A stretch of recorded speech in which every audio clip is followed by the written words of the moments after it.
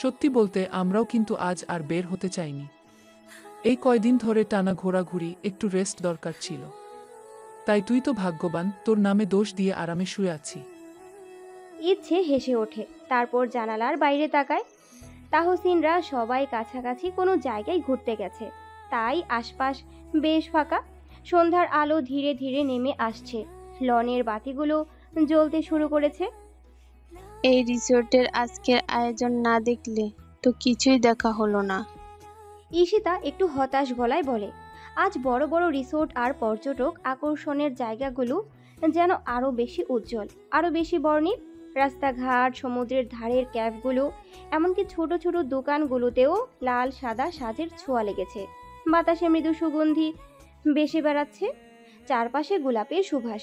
রিসোর্টের প্রবেশ ধার থেকে শুরু করে অভ্যন্তরীণ বাগান পর্যন্ত সাজানো হয়েছে রঙিন লাইট আর ফুলের তোড়ায়।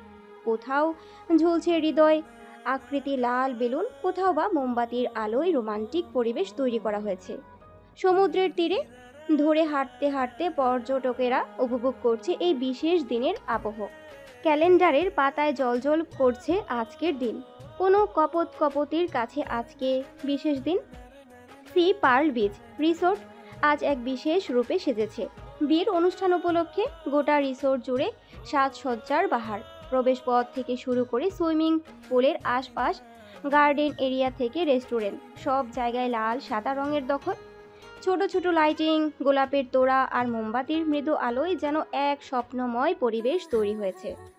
ধূসরের পুরো টিম এই রিসোর্টেই উঠেছে, তাই বিশেষ করে পার্টির ইনভাইটেশনে তাদের কাছেও পৌঁছেছে। আজকের আয়োজনে থাকছে live music, exclusive seafood buffet, আর তার সঙ্গে কিছু মজার গেমস ও চমকপ্রদ মুহূর্ত। গেস্টদের সবাইকে নির্দিষ্ট সময় রিসোর্টের লনে আমন্ত্রণ জানানো হয়েছে, যেখানে উন্মুক্ত আকাশের নিচে আয়োজন করা হয়েছে এই বিশেষ রাতের জমকালো অনুষ্ঠান। তাহসিন ও অর্ণবরা একটা ক্যাফেতে বসে কফি উপভোগ করছে। এমন সময় তৃণ ও ধূসর প্রয়োজনের কথা বলে ক্যাফে থেকে বেরিয়ে কাছাকাছি একটা শপিং কমপ্লেক্সে প্রবেশ করে। কক্সবাজারের এই মার্কেটটা বেশ জমজমাট, চারিদিকে পর্যটকদের ভিড়। দোকানিরা নিজেদের পণ্যের প্রশংসায় ব্যস্ত।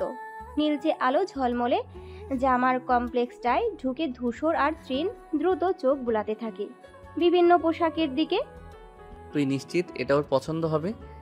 ধূসর একটা লাল রঙের নরম ফেব্রিক্সের ড্রেস হাতে তুলে ধরে ফিস ফিস করে জিজ্ঞেস করে, আমার চেয়ে ভালো কেউ জানে নাকি? তুই শুধু পছন্দ কর আর আমাকে টাকা দে, আমি গিফট প্যাক করে নিয়ে যাব। তৃণ বলেই হাসে। ধূসর একটু ভাবে, তারপর অন্যদিকে তাকিয়ে বলে, একটু অন্যরকম কিছু দেখাতো। ধূসর বেশ সময় নিয়ে গাউনগুলো দেখছিল। দোকানের নরম আলোয় ঝলমলে কাপড়গুলো যেন আরও মোহমোহী লাগছে। সে হাত বুলিয়ে দেখে একটার পর একটা, কিন্তু কিছুতেই মন ভরছিল না। এটা কেমন? তৃণ পাশ থেকে একটা সিল্কি লাল গাউন টেনে দেখালো। ধূসর এক মুহূর্ত চুপ করে তাকিয়ে রইল। গাউনটা একদম সরল, তবে ক্লাসিক। কোমরের কাছে একটা চিকন বেল্ট, তার নিচের দিকে ঢেউ খেলানো কাপড়, যেন ঠিক ইচ্ছের জন্যই বানানো হয়েছে। পারফেক্ট। ধূসর গম্ভীরভাবে বলল, তারপর সেটা হাতে নিল। এদিকে তৃণও সুযোগ হাতছাড়া করল না। নিজের জন্য একটা ট্রেন্ডি ওয়েস্টার্ন ড্রেস পছন্দ করে ফেলল, কালো আর সোনালি শেডের ডিজাইন। ধূসর অবাক চোখে ওর দিকে তাকালো। তুইও গিফট কিনছিস? নিজের জন্য ভাই, তোদের প্রেমের চক্করে আমারও কিছু পাওয়া উচিত। তৃণ বলে দুজনেই কাউন্টারের দিকে এগোলো। টাকা পরিশোধ করে প্যাকেটে হাতে নিয়ে ধূসর এক মুহূর্ত থেমে কাউন্টার দিকে তাকায়। চোখের সামনে ভেসে ওঠে কারো চঞ্চল মুখ। তৃণ ওর কোনোতে হালকা ধাক্কা দিয়ে বলল, চল, বেশি ভাবিস না, এখন শুধু দোয়া কর রিয়াকশন যেন ভালো হয়। ধূসর মাথা নাড়ল। তারপর ওরা দুজন মার্কেট থেকে বেরিয়ে পড়ল, রাতের বাতাসে হালকা স্বস্তি অনুভব করতে করতে। সামনে অপেক্ষা করছিল একটা স্পেশাল সন্ধ্যা। রাস্তায় হাঁটার সময় ধূসর নিজের হাতে থাকা ব্যাগটা তৃণের হাতে ধরিয়ে দেয়। এটা রাখ, কেউ কিছু জিজ্ঞেস করলে বলবি তোর। তৃণ হালকা বিরক্তি হয়ে ব্যাগটা ধরে, কিন্তু কোনো প্রশ্ন না করে চুপচাপ ধূসরের নির্দেশ অনুসরণ করলো। দুজনই চুপচাপ তাহসিনদের কাছে চলে যায় ক্যাফেতে। ত্রিনের হাতে দুটি ব্যাগ দেখে অর্ণব মুচকি হেসে বলে, এগুলো কি কিনেছিস তৃণ? দেখি তো। ত্রিন একটু হাসলো আর বলল, এটা আমার গার্লফ্রেন্ডের জন্য, কিন্তু দেখানো যাবে না। তবে তূর্ণ মজা করে বলল, তুই যে তোর গার্লফ্রেন্ডের জন্য কিনছিস তা জানতাম না। আর ভাই, 30 মিনিট আগে তো বললি তোর কেউ নেই, এখন কি হলো? আউলিয়া মির্জাফর, তুইও ধোকা দিচ্ছিস। ত্রিন তূর্ণের কথা শুনে হেসে মাথা চুলকালো, তবে তীব্রভাবে কিছু বলল না। পাশেই ধূসর গম্ভীর মুখে দাঁড়িয়ে, পকেটে হাত দিয়ে। সে কিছু না বলে শুধু ত্রিনের দিকে তাকায়, যেন চোখ দিয়ে বুঝিয়ে দেয়, মুখ খুলে তোর ভবিষ্যৎ বাপ হওয়ার রাস্তা আমি নিজের হাতে বন্ধ করবো শালা। এদিকে ধূসর গম্ভীর মুখে পাশে দাঁড়িয়ে পকেটে হাত গুজে রেখেছে, যেন পুরো ব্যাপারটাই তার সঙ্গে সম্পর্কিত নয়। তবে তার ঠোঁটের কোণে চাপা হাসির আভাস ফুটে উঠেছে। ত্রিন ব্যাগ শক্ত করে ধরে। দেখ, বেশি প্রশ্ন করিস না, আমি যা বললাম তাই। আর হ্যাঁ, এই ব্যাগ শোবার দরকার নেই কারো। তাহসিন হেসে বলল, বুঝলাম, ব্যাপারটা সিরিয়াস। তা ভাই ধূসর, তুই কি বলিস? ধূসর তখনও চুপচাপ, সামান্য বিরক্তি সুরে বলে, আমি কিছু বলছি না, চল এখন সবাই রিসোর্টে ফিরি। তাহসিন কাজ ঝাঁকিয়ে বলল, ঠিক আছে, তবে মনে রাখিস তিন সত্যিটা একদিন বের হবেই। ত্রিন হেসে বলল, দেখা যাবে। সবাই একসঙ্গে রওনা দিল রিসোর্টের দিকে। কিন্তু তূর্ণের সন্দেহ এখনো গেল না। সে ঠিক করলো এই রহস্যের সে জেনেই ছাড়বে। রিসোর্টে ফিরে গিয়ে সবাই যার যার রুমে গিয়ে বিশ্রাম নেয়। অনেকদিন পর সবাই একসাথে এক জায়গায় ছিল। রেস্ট নেওয়ার পর যে যার রুম থেকে বেরিয়ে ডাইনিং এরিয়াতে চলে যায় রাতে খাবার খাওয়ার জন্য। ডিনার করে সকলে আবার পার্টি অ্যাটেন্ড করবে। ডাইনিং এরিয়ায় সবাই খেতে বসেছে, শুধু ধূসর নেই। এক সময় তাহসিন অনুর দিকে তাকিয়ে বলে, অনু, তোকে কি বলতে হবে? যা গিয়ে ধূসরকে ডাক। অনু উঠে যেতে চায়, কিন্তু তখনই দরজার কাছে ভারী পায়ে ধূসর এসে দাঁড়ায়। এক মুহূর্ত সবাই তাকিয়ে থাকে তার দিকে। ধূসর ঠান্ডা গলায় বলে, ডাকতে হবে না আমায়, আমি এসেছি। ধূসরের গলার আওয়াজ শুনে ইচ্ছে মাথা তুলে ধূসরের দিকে তাকাতেই যেন মুহূর্তটা থমকে যায়। সদ্য গোসল করে এসেছে, চুল এখনো ভেজে। অদ্ভুত এক সতেজতা ছড়িয়ে পড়েছে তার চারপাশে। পানির ফোঁটা গড়িয়ে পড়ছে চুলের আগা থেকে, ভিজিয়ে দিচ্ছে সাদা শার্টের কলার। নিখুঁত ব্ল্যাক প্যান্টের সাথে ধূসরের ব্যক্তিত্ব যেন আরও তীক্ষ্ণ হয়ে উঠেছে। ইচ্ছে অপলক তাকিয়ে থাকে, চোখ সরিয়ে নেওয়ার কথা ভুলে যায় এক মুহূর্তের জন্য।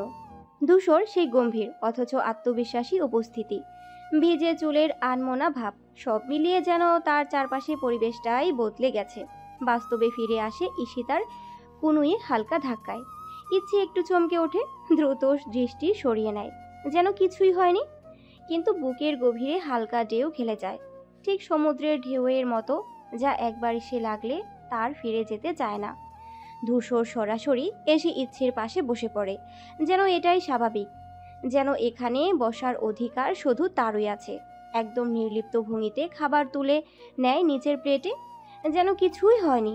ইচ্ছে নিজের জন্য খাবার নিতে হাত বাড়াতেই ধূসর হালকা হাসে, চোখের গভীরে এক অন্যরকম দৃঢ়তা, নরম অথচ দৃঢ় কণ্ঠে বলে ওঠে, তোমায় খেতে হবে না কষ্ট করে, আমি খাইয়ে দেব, তুমি চুপচাপ খাবে শুধু। ইচ্ছে চমকে ওঠে, এক মুহূর্ত থমকে যায় সবাই টেবিলে। অবাক চোখে অনু ও অর্ণব তাকালেও বাকিরা স্বাভাবিক। ইচ্ছে হালকা প্রতিবাদ জানায়, আমি নিজে খেতে পারি। ধূসর ভ্রু কুঁচকে তাকায়, যেন তার কথার বাইরে কিছু হলে সেটা সে মেনে নেবে না। আমি কি বললাম শুনোনি? ইচ্ছে এবার আর কিছু বলে না। হার মানতে হয় ধূসরের কাছে, কারণ সে জানে ধূসর যখন কিছু ঠিক করে নেয় তখন তাকে আটকানো অসম্ভব। ধীরে ধীরে ধূসর নিজের হাতের খাবার তুলে ধরে ইচ্ছের মুখের দিকে এগিয়ে দেয়। ইচ্ছে এক মুহূর্ত দ্বিধা করে, কিন্তু ধূসরের দৃষ্টির সামনে সেটাও যেন গলে যায়। মীরা রাগে ফুঁসে ওঠে, চোখের সামনে ধূসর অন্য কাউকে এতটা যত্ন করছে, এটা যেন সে কিছুতেই মেনে নিতে পারছে না। রাগের চোটে হাতের কাটা চামচ সজোরে আঘাত করে টেবিলে। শব্দটা এতটা তীব্র ছিল যে আশেপাশে সবাই এক মুহূর্তের জন্য চুপ হয়ে যায়। তারপর মীরা কটমট করে ধূসরের দিকে তাকিয়ে বলে ওঠে, ওকে খাইয়ে দিতে হবে কেন ধূসর? ও কি ছোট বাচ্চা? ধূসর কোনো উত্তর দেয় না, কেবল শান্ত চোখে তাকিয়ে থাকে, যেন মীরার কথা তার কানে পৌঁছায়নি। সে আবার ইচ্ছের দিকে ফিরে মনোযোগ দেয়, যেন পুরো দুনিয়ায় অন্য কারো অস্তিত্ব নেই। মীরার ধৈর্যের বাঁধ যেন ভেঙে যেতে থাকে। মীরা কিছু বলতে যাবে, ঠিক তখনই তাহসিন বিরক্ত গলায় বলে ওঠে, ও অসুস্থ মীরা, তুই জানিস না?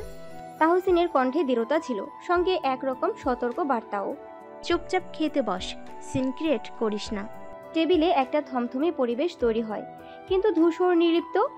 নিজের হাতে আবারও ইচ্ছের মুখের সামনে খাবার তুলে ধরে, নরম অথচ দৃঢ় কণ্ঠে বলে, তোমার খাওয়া শেষ করো ঘুড়ি। ইচ্ছে লজ্জায় আর কিছু বলে না, শুধু চুপচাপ মুখে খাবার নেয়। আর টেবিলের অন্য প্রান্তে বসে থাকা মীরা, হাতের আঙ্গুল ক্রমাগত মুষ্টিবদ্ধ হয়ে আসে, আর চোখের গভীরে অজানা এক জ্বালা দাউ দাউ করে জ্বলতে থাকে। রাতের পরিবেশ আজ অন্যরকম। হালকা ঠান্ডা হাওয়া বইছে, সমুদ্রের গর্জনের সঙ্গে মিশে গেছে লনের পার্টির সুরেলা মিউজিক। আলো আধারির মাঝে রিসোর্টের বাহিরটা যেন ঝলমলে এক স্বপ্ন রাজ্য হয়ে উঠেছে। তাহসিন নিজের রুম থেকে বের হয়ে বারান্দায় এসে দাঁড়ায়। দূর থেকে পার্টির ঝলমলে আলো দেখেছে। পাশের ঘর থেকে তৃণ আর তূর্ণের হাসির শব্দ শোনা যায়। ওরা নিশ্চয়ই নিজেদের পোশাক নিয়ে মজা করছে। ইচ্ছে চুপচাপ বসে আছে, চোখের সামনে লাল গ্রাউন্ডটা। হাত দিয়ে গায়ের কাপড়টা ছুঁয়ে দেখল, যেন কোনো স্বপ্নের স্পর্শ। এত সুন্দর পোশাক, এত নিখুঁত কারুকাজ, কিন্তু এটা। খাবার খেয়ে রুমে ফিরে আসার পর তার চোখ পড়েছিল দরজার সামনে রাখা ছোট্ট পার্সেলটার দিকে। প্রথমে ভেবেছিল হয়তো ঈশিতা বা অনু মজা করেছে, কিন্তু যখন খুলল তখন সমস্ত চিন্তা হারিয়ে গেল। পার্সেলের ভিতর গাউনটা ছাড়াও ছিল একটা ছোট্ট চিরকুট। পরে এসো, আমি অপেক্ষা করব তোমার পার্টনার হিসেবে। আর পাশে ছোট্ট করে একটা নাম লেখা, ধূসর। ইচ্ছে স্তব্ধ হয়ে বসে থাকে। ধূসর ভাই, এটা সে কি দিল? কেন আমার জন্য? কেন এমন কিছু করবে? মাথার ভেতর হাজারো প্রশ্ন ঘুরপাক খায়। ধূসর ভাই কি সত্যি আমার জন্য অপেক্ষা করছে? গাউনটা হাতে নিয়ে আয়নার সামনে দাঁড়ায় ইচ্ছে, নিজেকে কল্পনা করার চেষ্টা করে। যদি সে এটা পড়ে যায়, ধূসর কি সত্যি তাকে দেখার অপেক্ষায় আছে? ইচ্ছের বুকের ভেতর দুঃখুকানি বেড়ে যায়। কি করবে সে? যাবে নাকি চুপচাপ রুমেই থাকবে? বাইরের লনে আজ এক ভিন্ন আমেজ। রিসোর্টের আলোগুলো নরম আলো ছড়াচ্ছে, আর মৃদু সুরের মিউজিক পুরো পরিবেশকে আরো রোমান্টিক করে তুলেছে। ধূসর দাঁড়িয়ে আছে, কালো শুটে যেন ঠিক আগুনে গড়া কোনো নিখুঁত মূর্তি। তার চোখের এক ধরনের দৃঢ়তা, ঠোঁটে এক অদ্ভুত নির্লিপ্ত অভিব্যক্তি। যদিও আশেপাশে অনেকেই আছে, তবুও সে যেন কারো অপেক্ষায়। তার চোখ মাঝে মাঝে লনের গেটের দিকে চলে যায়। পাশে দাঁড়িয়ে আছে অর্ণব, তৃণ, তূর্ণ। তরুণদের এই দলটিও আজ কালো স্যুট পরে এসেছে। সবাইকে চমৎকার লাগছে, তবে 27 বছরের ধূসরকে যেন বাকিদের চেয়ে একটু আলাদাই লাগে। একটা নির্জলা আকর্ষণ আছে তার মধ্যে, যা তাকে সবার মধ্য থেকে আলাদা করে তোলে। অন্যদিকে মীরা, অনু আর তাহসিন বসে বসে গল্প করছে। মাঝে মাঝে হাসির শব্দ ভেসে আসছে, তবে মীরার চোখ মাঝে মাঝে ধূসরের দিকে চলে যায়, যেন কিছু ভাবছে, কিছু বলার ইচ্ছে আছে, কিন্তু মুখ ফুটে কিছু বলছে না। তবে এখনও ঈশিতা আর ইচ্ছে আসেনি। সবাই একে অপরের সঙ্গে মিশে থাকলেও ধূসর যেন একটু চুপচাপ, অপেক্ষামান। চোখ একবার ঘড়ির দিকে যায়, একবার গেটের দিকে। ইচ্ছে কি আসবে সেই লাল গাউনে? তৃণ একটু হেসে ধূসরের কাঁধে চাপড় দিয়ে বলল। ধূসর এবার চোখ তোলে, তার চোখ সরাসরি গিয়ে পড়ে হালকা বাতাসে দুলতে থাকা লাল গাউনের মেয়েটার উপর। ইচ্ছে। ধূসরের নিঃশ্বাস 1 সেকেন্ডের জন্য আটকে যায়। বক্ষ পিঞ্জরের হৃদযন্ত্রটা বেসামাল আজকে, জোরে জোরে বিট করছে। লাল গাউনটা যেন ইচ্ছের জন্যই তৈরি হয়েছে। নরম কাপড় তার শরীরের গরম মোলায়মভাবে জড়িয়ে আছে, যেন কোনো শিল্পী নিখুঁতভাবে তুলির আঁচড়ে এঁকে তৈরি করেছে। হাঁটু সমান খোলা চুল বাতাসে উড়ছে, চোখ দুটো বড় আর কেমন জানি স্বপ্নময়। মেয়েটাকে দেখতে এখন সত্যি পুতুলের মতো লাগছে, যেন কোনো রাজকন্যা আজ স্বপ্ন থেকে বাস্তবে নেমে এসেছে। ধূসর নিচের চোয়াল শক্ত করে, কন্ট্রোল হারানোর প্রশ্নই আসে না, কিন্তু হৃদয়ের কোথাও যেন এক অদ্ভুত ধাক্কা লাগে। তার হাতের আঙ্গুল কাঁপে না, মুখের এক্সপ্রেশন বদলায় না, কিন্তু বুকের ভেতরটা অস্থির হয়ে ওঠে। তৃণ পাশে দাঁড়িয়ে হাসছে। বলেছিলাম না সামলাতে পারবি না। ধূসর একদম ধীর স্বরে বলে। চুপ করো। ধূসর ইচ্ছের দিকে ধীর পায়ে এগিয়ে আসে। চোখ দুটো গভীর আর অদ্ভুত এক দৃষ্টিতে ঝলসে উঠছে।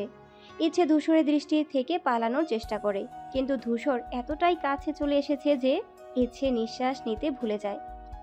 ধূসর সামনের দিকে ঝুঁকে কানের কাছে ফিসফিস করে, গলায় ভয়ানক এক গা ছমছমে কোমলতা। এই লাল পোশাক, আমার তো ভয় হচ্ছে ঘুড়ি। তুমি কি জানো না আগুনে হাত দিলে পুড়ে যেতে হয়? ইচ্ছে মুহূর্তেই লজ্জায় টুকটুকে লাল হয়ে যায়, চোখ নামিয়ে ফেলে। হাতের আঙ্গুল অসহায়ভাবে কুঁচকে ধরে গ্রাউনের কাপড়। ধূসর ঠোঁটের কোণে এক তীক্ষ্ণ হাসি টেনে বলে, fictional man can't ruin your mascara or lipstick, but I have this ability ruin your everything red heart. ইচ্ছে আর দাঁড়িয়ে থাকতে পারে না। হৃদয়ের অতর্কিত ঝড় সামলাতে সে দ্রুত সুইমিং পুলের দিকে হাঁটা দেয়। পা কাঁপছে সামান্য। সূর্যের প্রথম আলো সবে ছড়িয়ে পড়েছে কক্সবাজারের আকাশে। সমুদ্রের গর্জন আর সকালের হালকা বাতাস এক অদ্ভুত প্রশান্তি এনে দেয়। আজ ওই ধূসরের শেষ দিন এখানে, তাই সকলে ঠিক করেছে মেরিন ড্রাইভ রোড হয়ে হিমছড়ি যাবে। গাড়িগুলো একে একে থামে মেরিন ড্রাইভ বিচের ধারে। দরজা খুলতেই ঝাপটা দিয়ে লবণাক্ত বাতাস এসে সবার মুখে লাগে। বিশাল সমুদ্রের ঢেউ গর্জন করে আছড়ে পড়েছে বালিয়াতে। সূর্যের আলোয় চিকচিক করছে সোনালি বালু, যেন কারো অসংখ্য ঝলমলে গয়না ছড়িয়ে রাখা হয়েছে। এক এক করে সবাই নেমে পড়ে গাড়ি থেকে। ঈশিতা প্রথমে খেয়াল করে ছোট ছোট লাল কাঁকড়ার একটা ঝাঁক দ্রুত ছুটে যাচ্ছে বালির উপর দিয়ে। আরে দেখ কত লাল কাঁকড়া, চেঁচিয়ে ওঠে ঈশিতা। তারপর এক মুহূর্ত দেরি না করে দৌড়ে যায় কাঁকড়াগুলোর পিছনে। তাহাসিন, তূর্ণ, তৃণ, অনু, মীরা সবাই ঈশিতার এই কাণ্ড দেখে হেসে ওঠে। অনু তার মোবাইল বের করে তড়িঘড়ি ভিডিও করতে শুরু করে, যেন এই মুহূর্তটা ঠিক যেন ধরে রাখতে পারে। ওরে ধরা তোকে দিতেই হবে, ঈশিতা হাঁপাতে হাঁপাতে বলে, কারণ কাঁকড়াগুলো ঠিক যখন ধরার মতো দূরত্বে আসে তখনই বাড়িতে গর্ত করে নিমিষেই লুকিয়ে পড়ে। তূর্ণও দৌড়ে যায় ঈশিতার দিকে। এক সময় দুজন মিলে লাল কাঁকড়ার দলের পেছনে ছুটতে থাকে। অন্যদিকে অনু আর মীরা নিজেদের জুতা খুলে ফেলে, খালি পায়ে ধীরে ধীরে ঢেউয়ের কাছে এগিয়ে যায়। ঠান্ডা পানি এসে তাদের পায়ের আঙ্গুল ছুঁয়ে দেয়। তৃণ, অর্ণব আর তাহসিন বাড়িতে বসে কথা বলছে। সবার থেকে আলাদা হয়ে ইচ্ছে নরম বালির ওপর ধীরে বসে পড়ে। আঙ্গুল দিয়ে বালি নাড়াতে নাড়াতে ঝিনুক কোড়াতে শুরু করে। নানান আকারের ঝিনুক, কিছু রঙিন, কিছু ধূসর। প্রতিটা আলতো হাতে তুলে নেয়, তারপর এক এক করে সাজিয়ে রাখে পাশে। এক সময় পাশে কারো উপস্থিতি টের পেয়ে ইচ্ছে একটু থমকে যায়। হালকা বাতাসের শো শো শব্দ আর ঢেউয়ের গর্জনে কারো পায়ের আওয়াজ শুনতে পায়নি, তবুও এক অদ্ভুত অনুভূতি থেকে বুঝতে পারে কেউ পাশে এসে দাঁড়িয়েছে। আস্তে করে চোখ ঘুরিয়ে তাকায়। ধূসর নীরবে ইচ্ছের দিকে তাকিয়ে আছে, হাতের তালুতে কিছু ঝিনুক ধরে রেখেছে। এক মুহূর্তের জন্য ইচ্ছে ধূসরের চোখে তাকিয়ে থাকে, তারপর ধূসর আস্তে করে হাত বাড়িয়ে দেয়, যেন তার জন্যই এগুলো কুড়িয়েছে। একটা কৌতূহলী লজ্জা মিশে যায় ইচ্ছের মুখে, একটু ইতস্তত করে, কিন্তু চোখের চাওয়ায় আনন্দের ঝিলিক খেলে যায়। ধীরে হাত বাড়িয়ে নেয় ধূসরের দেয়া ঝিনুকগুলো, হাত থেকে নিজের হাতের তালুতে নিয়ে অনুভব করে সেগুলোর ঠান্ডা স্পর্শ। তবে ধূসর কিছু না বলেই বসে পড়ে ইচ্ছের পাশে। সমুদ্রের ঢেউয়ের শব্দের মাঝে দুজনের মাঝেও যেন এক নিঃশব্দ বোঝাপড়া গড়ে ওঠে। দুপুর গড়িয়ে বিকেল, বিকেল গড়িয়ে সন্ধ্যা, তারপর রাতের আকাশে তারা টিমটিম করে জ্বলছে। সারাদিনের ক্লান্তি সত্ত্বেও সবার মুখে প্রশান্তির ছাপ। হিমছড়ির পাহাড়, সমুদ্রের ঢেউ, মেরিন ড্রাইভের বাতাস সব মিলে এক অসাধারণ দিন কাটিয়েছে সকলে। হিমছড়ির একটা রেস্টুরেন্টে ঢুকে সবাই নিজেদের মতো খাবার বেছে নেয়। ধূসর মাঝে মাঝে ইচ্ছের দিকে তাকাচ্ছিল, কিন্তু ইচ্ছে চোখ সরিয়ে নিচ্ছিল বারবার লজ্জায়। খাওয়া শেষে একে একে সবাই রেস্টুরেন্ট থেকে বেরিয়ে গাড়িতে উঠে বসে। রিসোর্ট ফেরার পালা, কারণ কাল সকালেই ফিরতে হবে। রাতের বাতাস একটু ঠান্ডা হয়ে এসেছে, গাড়ির জানালা দিয়ে সমুদ্রের গন্ধ ভেসে আসছে। রিসোর্টের সামনে ফাঁকা জায়গায় বারবিকিউর আয়োজন করা হয়েছে। রাতের হালকা শীতল বাতাস গায়ে লাগছে। আকাশে চাঁদ উজ্জ্বল হয়ে ঝলমল করছে। একে একে সবাই চেয়ার পেতে বসেছে, যেন শেষ রাতেই এই আয়োজনটুকু তারা পুরোপুরি উপভোগ করতে চায়। তাহসিন আর ইচ্ছে বারবিকিউর দায়িত্ব নিয়েছে। ধোঁয়ার কুণ্ডলীর মাঝে ওদের মুখ আবছা হয়ে আসে।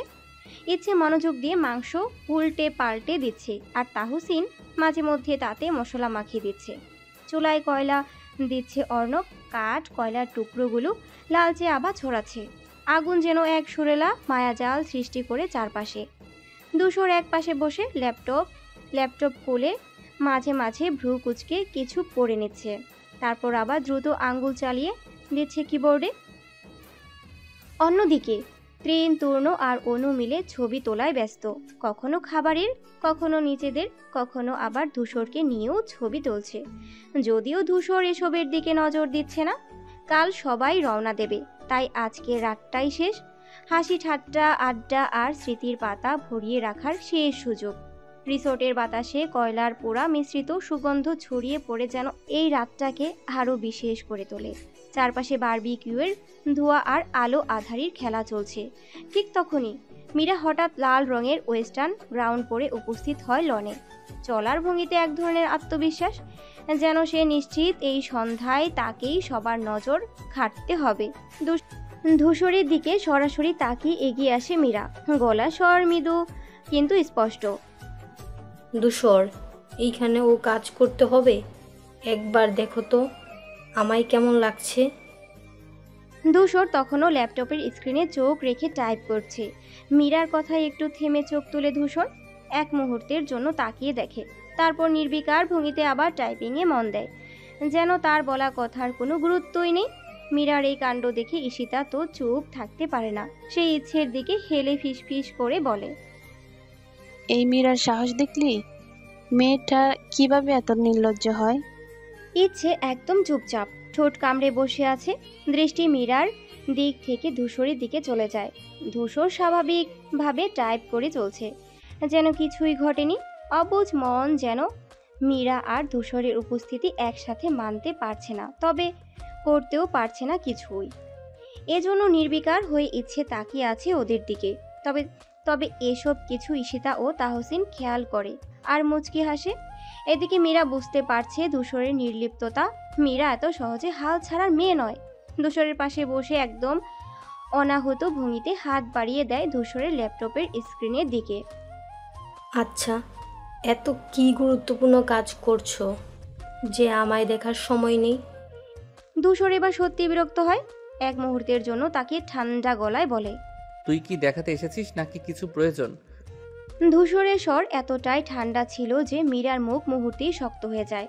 আশেপাশে তরুণরা বসেছিল, তারা সকলেই মুখ চেপে হাসতে লাগে, কারণ ধূসর কখনো কাউকে কড়া কথা বলে না। কিন্তু মীরার বাড়াবাড়িতে আজকে হয়তো তার ধৈর্যের বাঁধ ভেঙেছে। ঈশিতা এবার ইচ্ছের কানে আরেকবার ফিসফিস করে, দেখলি, ধূসর ভাইয়া মীরাকে একদম পাত্তা দিল না। ইচ্ছু, তুই তো কিচ্ছু বলবি না? ইচ্ছে কিছু না বলে এক দৃষ্টিতে ধূসরের দিকে তাকিয়ে থাকে। ধূসরও এক মুহূর্তের জন্য চোখ তুলে ইচ্ছের দিকে, যেন সেই এক দৃষ্টিতেই অনেক কিছু বলে দিল। মীরার মুখটা মুহূর্তেই যেন মলিন হয়ে ওঠে, ঠোঁট কাঁপছিল, চোখে মুখে অভিমানী ছায়া। এক দৃষ্টিতে ধূসরের দিকে তাকিয়ে বলল, তুই কি এভাবে আমায় এড়িয়ে যাবি ধূসর? ধূসর বিরক্তির সুরে দীর্ঘশ্বাস ফেলে, তারপর ঠান্ডা গলায় বলল, তোকে সুন্দর লাগছে মীরা, এখন চুপচাপ পাশে বস।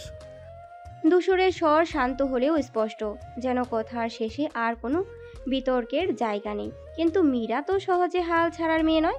মীরা এবার সরাসরি ইচ্ছের দিকে তাকিয়ে হাসে, সেই পরিচিত তাচ্ছিল্যের হাসি, যা এতদিন ধরে ইচ্ছে দেখে আসছে। অনুর দিকে তাকিয়ে মীরা বলে, আমি কিন্তু আবার কাজের খালাম্মা না, বুঝলে? সময়ের সঙ্গে চলতে পছন্দ করি। তার কথার ভেতর সূক্ষ্ম এক খোঁচা লুকিয়েছিল, যা খুব ভালোভাবেই বুঝতে পারল ইচ্ছে। মীরার কণ্ঠে থাকা সেই তাচ্ছিল্য তার বুকের মধ্যে এক অদৃশ্য আগুন ধরিয়ে দেয়। এটা মীরার সরাসরি ইচ্ছেকে অপমান করার চেষ্টা, নাকি তার নিজের অপ্রাপ্তির জ্বালা? চারপাশে বারবিকিউর হালকা ধোঁয়া মিশে আছে। হিমেল বাতাসের সাথে।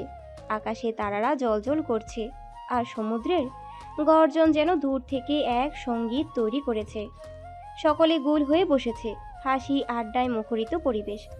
তৃণ গিটার হাতে ধূসরকে অনুরোধ করল, এই ধূসর, আজকে একটা গান না শোনালে কিন্তু হবে না। তৃণের কথার সাথে সাথে বাকিরাও একজোট হয়ে ধূসরকে চেপে ধরল। গান গান গান। ধূসর প্রথমে অনীহা দেখালেও সবার জোড়াজুড়িতে শেষমেশ রাজি হয়ে গেল। গিটারের তারে আঙ্গুল বুলিয়ে তৃণ যখন সুর তোলে, ধূসর তখন গম্ভীর দৃষ্টিতে ইচ্ছের দিকে তাকিয়ে আস্তে আস্তে গাইতে শুরু করলো। हर दुआ में शामिल तेरा प्यार है, बिन तेरे लम्हा भी दुश्वार है, धड़कनों को तुझसे ही दरकार है। ধূসরের কণ্ঠস্বরে এক ধরনের গভীরতা ছিল, যা সবাইকে মুহূর্তে থামিয়ে দিতে সক্ষম। আগুনের উজ্জ্বল আলোয় ধূসরের মুখটা যেন আরো রহস্যময় লাগছিল, বিশেষ করে তার চোখে সেই অদ্ভুত শীতল অথচ আগুন মাখা দৃষ্টি। ইচ্ছে হতভম্ব হয়ে তাকিয়ে রইল ধূসরের দিকে। মনে হচ্ছিল এই গানটা শুধু তার জন্যই গাওয়া হচ্ছে। ধূসরের চোখে লুকিয়ে থাকা আবেগ, কণ্ঠের মায়াবী টান সবকিছুই যেন সরাসরি ইচ্ছের হৃদয়ে গিয়ে আঘাত করেছিল। চারপাশে সবাই একসময় ধীর গলায় গানের সাথে তাল মেলাতে লাগলো, কিন্তু ইচ্ছে কেবল চুপচাপ বসে রইল। অনুভব করে তার হৃদস্পন্দন দ্রুত হচ্ছে। ধূসরও যেন কেবল তাকেই দেখছিল। ধূসরের ঠোঁটে এক অদ্ভুত রহস্যময় হাসি। গানের শেষ লাইনটুকু গাইতে গাইতে ধূসর হালকা করে বলল, এই গানটা শুধু কারো একজনের জন্য। তার কথার অর্থ সবাই না বুঝলেও ইচ্ছে ঠিকই বুঝল। বুকের মধ্যে এক অজানা অনুভূতি দোলা দিয়ে ওঠে। ধূসরের কণ্ঠে সেই শেষ সুরটা যেন বাতাসে মিলিয়ে যায়, কিন্তু ইচ্ছের মনে গেঁথে রইল চিরদিনের জন্য। ইচ্ছের দিকে তাকিয়ে ধূসর গান শেষ করে। গানের শেষে সে শান্তভাবে এক মুহূর্তের জন্য দাঁড়িয়ে থাকে, যেন তার গাওয়া কথাগুলো ইচ্ছের হৃদয়ে গভীরভাবে গেঁথে গেছে। সকলে মিলে খাবার শেষ করে একে একে বিচের দিকে চলে যায়। রাতে সমুদ্রের ঢেউ মৃদু হাওয়া নিয়ে তাদের পা ছুঁয়ে চলে, আর চাঁদের আলো সমুদ্রের উপরে ছড়িয়ে পড়ে, যেন রাতটি আরো রহস্যময় হয়ে ওঠে। বিচে এসে তারা সবাই বসে পড়ে। বাতাসে কিছু তাজা গন্ধ, সমুদ্রের মৃদু ঢেউয়ের আওয়াজ, আর সবার হাসি মজার রাতটা পূর্ণ হয়ে ওঠে। বিচের চমৎকার দৃশ্যের মাঝে সকলে নিজেদের মতো করে হাঁটতে শুরু করে, তবে ইচ্ছে একটু পিছনে চলে আসে। ধীর পায়ে এগিয়ে চলছিল, মনে অনেক কিছু দুলছিল। একটু পর যেন হঠাৎ অনুভব করে তার পেছনে কারো উপস্থিতি। সেই অনুভূতি দ্রুতই ভয় হয়ে ওঠে। শরীরে ঠান্ডা স্রোত বয়ে যায়। ইচ্ছের মনে হতে শুরু করে কিছু একটা তার পেছনে চলছে। ভয় পেয়ে পিছন ফিরে দেখতে চায়, কিন্তু ঠিক তখনই ইচ্ছের হাতে কোনো এক অজানা অস্তিত্বের ছোঁয়া অনুভব করে। সবাই সামনে, ইচ্ছে একা শুধু ভূতের ভয় পেয়ে ইচ্ছের যান বের হওয়ার উপক্রম, যেন কোনো কিছুই না ভেবে চিল্লিয়ে ওঠে ইচ্ছে। তবে ততক্ষণে ধূসর ইচ্ছের মুখে হাত দিয়ে ধরে। শান্ত হও, কিছু নেই এখানে। আমি আওয়াজ বের হলে সকলে এগিয়ে আসবে, এজন্য ধূসর এমন করে ইচ্ছের দিকে তাকিয়ে থেকে বলে, ঘড়ি লুক, তোর হাতের ভাঁজে আমার হাতের অস্তিত্ব কিছু নেই, আমি শুধুই আমি। ধূসর কিছু সময় চুপচাপ তাকিয়ে থাকে ইচ্ছের মুখের উপর হাত রেখে, তারপর হুট করে মুখের হাত সরিয়ে চোখের উপর রাখে। ইচ্ছে ধূসরের এমন কাণ্ডে চোখ বুজে ফেলে। অন্যদিকে ধূসর এক হাত দিয়ে ইচ্ছের কোমর জড়িয়ে কাছে টেনে নেয়, নিজের বুকে ধারণ করবে ইচ্ছেকে। এমন সপ্তাদশী ক্ষণে ক্ষণে কেঁপে ওঠে ধূসরের এমন আচরণে। আগ বাড়িয়ে ইচ্ছের কানে কানে ধূসর বলে, পাশে ফিরলেই তোকে দেখতে পাবো, এমন একদিনের জন্য আর কতদিন অপেক্ষা করতে হবে ইচ্ছেময়ী? ইচ্ছের হৃদয়ে এক ধরনের অদ্ভুত উত্তেজনা আর ভালোবাসা সৃষ্টি হয়। মুখে লালচে আভা ছড়িয়ে পড়ে।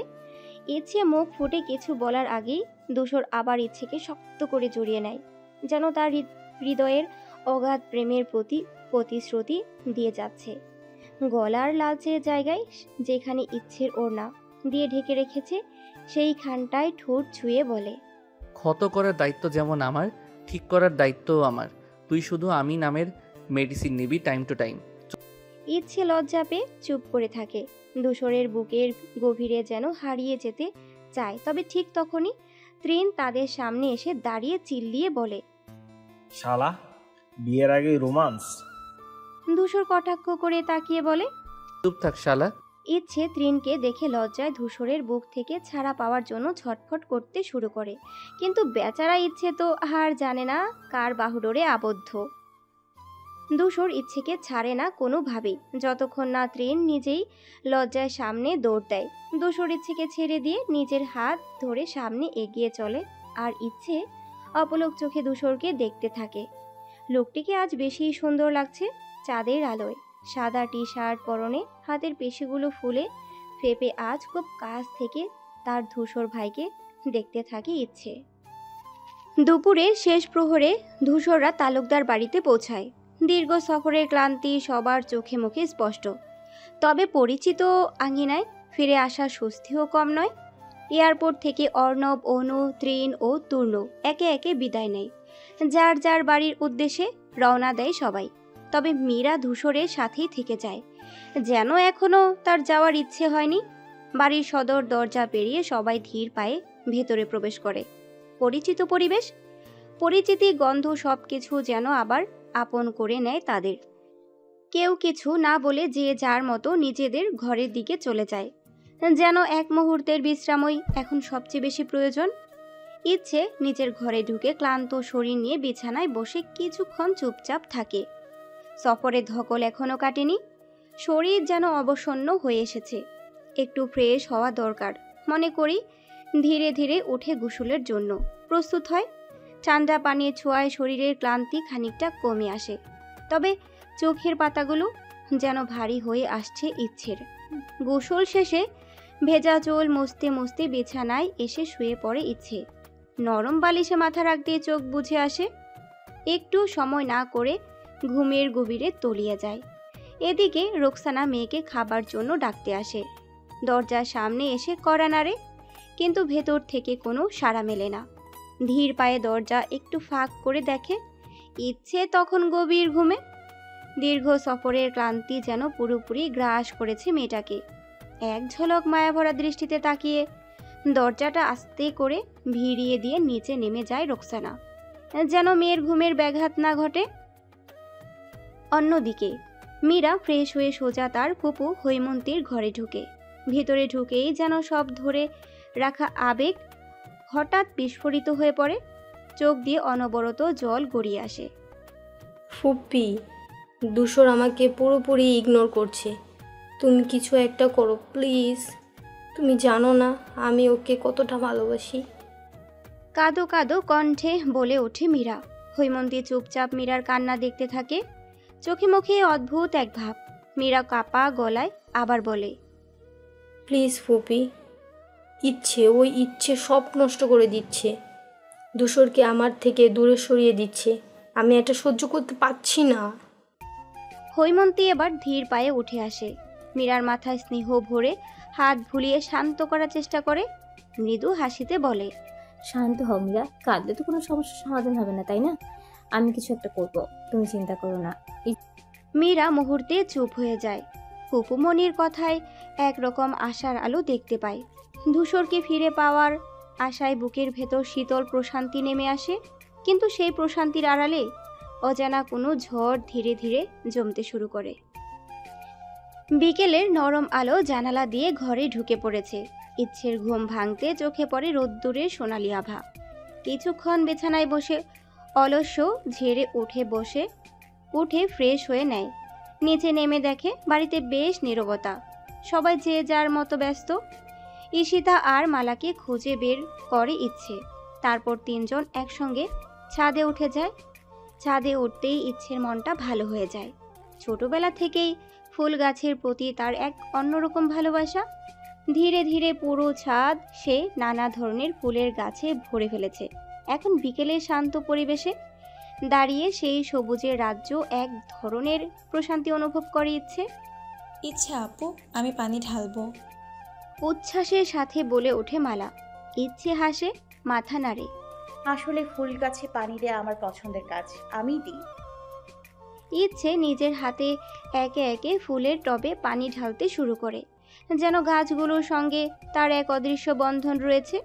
ঈশিতা পাশে দাঁড়িয়ে উদাস হয়ে বাতাসে চুল উড়িয়ে নেয় ছাদের এক পাশে দাঁড়িয়ে, আর মালা টবের পানি নাড়াচাড়া করতে থাকে। তিনজনের হাসি আড্ডার মাঝে এক সময় বিকেলের আকাশ আরও সোনালি হয়ে ওঠে। সূর্য অস্ত যাওয়ার প্রস্তুতি নিচ্ছে। ইচ্ছে মনোযোগ দিয়ে গাছে পানি দিচ্ছিল। বিকেলের বাতাসে তার চুল এলোমেলো হয়ে ওড়ে। প্রতিটি পাতায় যখন স্বচ্ছ পানির ফোঁটা জমে উঠেছিল, ঠিক তখনই পেছন থেকে একটা ভারী কণ্ঠ ভেসে আসে। এত মনোযোগ দিয়ে কি করছো তোমরা? ধূসরের গলা শুনে চমকে ওঠে ইচ্ছে, হাত কেঁপে ওঠে, আর তাতেই পাইপের মুখ ঘুরে সরাসরি ধূসরের গায়ে পানি গিয়ে পড়ে। ধূসর চিল্লিয়ে সরে যাওয়ার চেষ্টা করে, কিন্তু ইচ্ছে তখন ভয় আর লজ্জায় সংবিত ফিরে পায় না। ধূসর যেদিকে সরে, ইচ্ছে অবচেতনে সেই দিকেই পানির পাইপটা ঘুরিয়ে দেয়। ফলে ধূসর যতই পালাতে চায় ততই ধূসর ভিজতে থাকে। এই এই এই সরাও পাইপ, এই থামাও, তোমার কি হুঁশ নেই? ধূসর এক হাত দিয়ে চোখের সামনে থেকে পানি সরিয়ে চিৎকার করে ওঠে। ইচ্ছে ততক্ষণে ভয় আর বিব্রত হয়ে পুরোপুরি জমে গেছে। মাথায় আসছেই না যে হাত থেকে পাইপ নামিয়ে রাখলেই সমস্যার সমাধান হয়ে যাবে। ইচ্ছে অবাক হয়ে ধূসরকে ভিজতে দেখে, আর মুখের কোণায় এক চিলতে হাসি ফুটে ওঠে, যা ধূসর ঠিকই ধরে ফেলে। তুমি হাসছো? এক কাজ করেছো আর এখন? ঠিক তখনই ঈশিতা ছুটে এসে, ইচ্ছে পানি থামা, পানি বন্ধ কর। ইচ্ছে তখনও থ মেরে দাঁড়িয়ে। ঈশিতা বাধ্য হয়ে দৌড়ে গিয়ে মূল লাইনের সুইচ বন্ধ করে দেয়। মালা আর ঈশিতা ধূসরকে কাক ভেজা অবস্থায় দেখে আর ধরে রাখতে পারে না, একেবারে পেট চেপে হাসতে শুরু করে। ঈশিতা তো মাটিতে বসেই পড়ে, আর মালা হাসতে হাসতে বলেই ফেলে, তালুকদার ভাই, আপনাকে এখন আসলেই ভেজা কাকের মতোই লাগছে। ইচ্ছে লজ্জায় মাথা নিচু করে দাঁড়িয়ে থাকে। সে একবারও ধূসরের দিকে তাকানোর সাহস পাচ্ছে না। ধূসর ভিজে জামা থেকে পানি চেপে ফেলতে গিয়েও দুজনের হাসি শুনে রেগে ওঠে, কণ্ঠ কঠিন হয়ে যায়। ঈশিতা চুপ করো বেয়াদব মেয়ে, আর একবার যদি মুখ থেকে হাসি বের হয় দাঁত ভেঙে দিব। ঈশিতা সাথে সাথে মুখ চেপে ধরে, কিন্তু কাঁধ কাঁপছে, বোঝাই যাচ্ছে সে এখনো হাসি সামলাতে পারছে না। মালা চোখের পানি মুছে বলে, তালুকদার ভাই, রাগ করবেন না, আপনি তো আসলেই হিরোদের মতো লাগছে, তবে বৃষ্টিতে ভিজে যাওয়া হিরো। ধূসর চোখ রাঙিয়ে ইচ্ছের দিকে তাকায়, যেটা এতক্ষণ চুপচাপ দাঁড়িয়েছিল। ইচ্ছে ধূসরের ভয়ানক চোখের ভাষা বুঝতে পেরে একদম চুপ হয়ে যায়। তুমি হাসছো না কেন ইচ্ছে মই? এতক্ষণ তো খুব মজা পেয়েছো। ইচ্ছে মুখ খুলতেই ধূসর এক ধাপ সামনে এগিয়ে আসে, যেন এখনো ওই কিছু একটা করবে। ঈশিতা আর মালা তখনই পেছনে সরে যায়, কারণ তারা জানে ধূসর এখনোই প্রতিশোধ নেবে। ধূসর ততক্ষণে পুরোপুরি ভিজে গেছে, চুল থেকে টপ টপ করে পানি ঝরছে। এক দৃষ্টিতে ইচ্ছের দিকে তাকিয়ে থেকে বলে, তোমার শাস্তি তুলে রইল ইচ্ছে মই তালুকদার। ইচ্ছে তখনও লজ্জায় দাঁড়িয়ে। ভেজা ধূসরকে দেখে এবার সত্যি ভয় পেতে শুরু করেছে, কারণ ধূসর কিছু না কিছু করবেই, সেটা তো সে ভালো করেই জানে। রাতের ব্যস্ত শহর কোলাহলপূর্ণ, গাড়ির হর্ন, রাস্তার ধুলোবালি, দোকানপাটের আলোর ঝলকানি, সব মিলিয়ে এক প্রাণচঞ্চল পরিবেশ। রাস্তার ধারে চায়ের দোকানে মানুষের জটলা, কেউ গল্পে মশগুল, কেউ বা ক্লান্ত শরীর নিয়ে বাসের অপেক্ষায় দাঁড়িয়ে।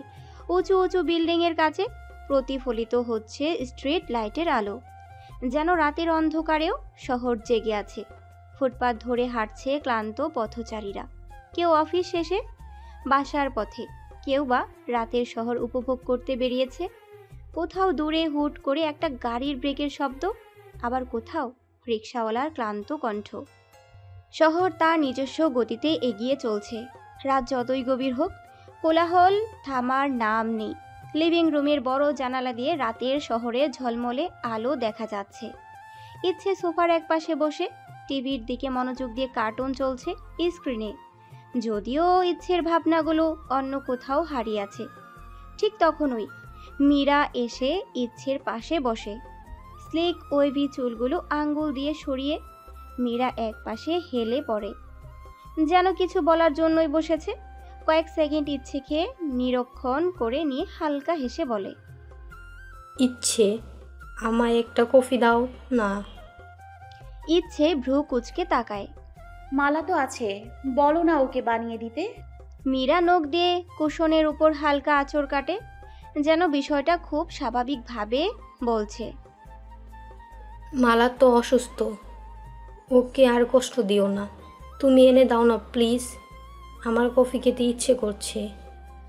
ইচ্ছে কিছুক্ষণ মীরার দিকে তাকিয়ে থাকে। মীরার চোখে এক ধরনের কৌশলী চাহনি, যেটা ইচ্ছে বুঝতে পারে কিন্তু ঠিক ব্যাখ্যা করতে পারে না। অবশেষে কোনো কথা না বলে উঠে দাঁড়ায়, রান্নাঘরের দিকে এগিয়ে যায়। পেছন থেকে মীরার হাসির শব্দ শোনা যায়, যেন এই ছোট অনুরোধের মাধ্যমেই সে কিছু একটা অর্জন করে নিয়েছে। ইচ্ছে কফি বানিয়ে নিয়ে এসে মীরার দিকে এগিয়ে দেয়। হঠাৎ মীরা ইচ্ছাকৃতভাবে গরম কফি ইচ্ছের হাতে ফেলে দেয়। কফি ইচ্ছের হাতে পড়তে ইচ্ছে চিৎকার করে ওঠে।